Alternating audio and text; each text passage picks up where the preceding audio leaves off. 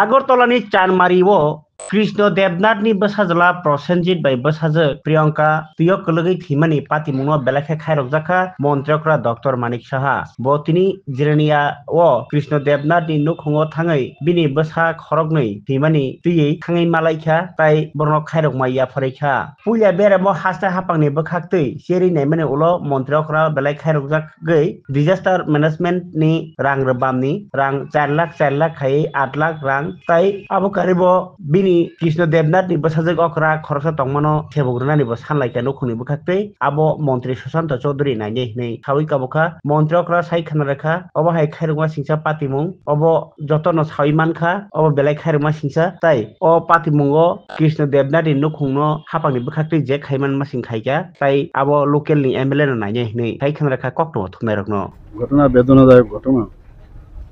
গতকালই আমি খবর পেয়েছি চানমারিতে যে ইন্টারন্যাশনাল স্কুল আছে তার সামনেই জৈনক কোনো ব্যক্তি ওখানে গর্ত করেছিল ওর কোনো বাড়ির ব্যক্তিগত কাজের জন্য, এবং বৃষ্টির জল এবং ওখানে যে সাবমার্সিবল যে ব্যবস্থা আছে তার থেকে জলে ওই জায়গাটা গর্তটা ভরাট ছিল।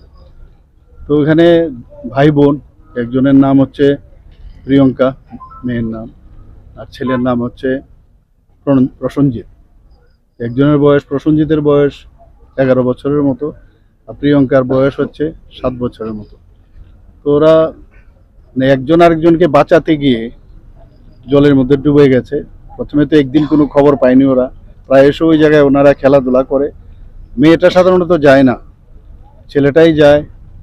তো ওদের এখানে যদিও ওর বাড়ি এখানে, কিন্তু ওরা এখন নতুন বাড়ি করেছে চানমারি এলাকায়, সেখানেই এই বেদনাদায়ক ঘটনা। অত্যন্ত বেদনাদায়ক।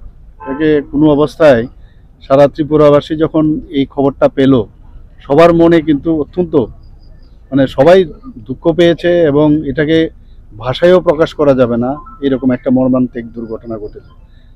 তো আজকে যখনই আমি খবরটা পাই, কালকে ঘটনা ঘটেছে 17 তারিখ, কিন্তু গতকাল যখন একজনের মৃতদেহ ভেসে উঠেছিল, তারপর গিয়ে বুঝতে পারলো যে এখানে আমার কাছে যা খবর, আমি ডিএম সাহেবকে কালকে খবর পেয়ে আমি ওনাকে বলেছি যে ওখানে আমাদের লোক যেন যায়।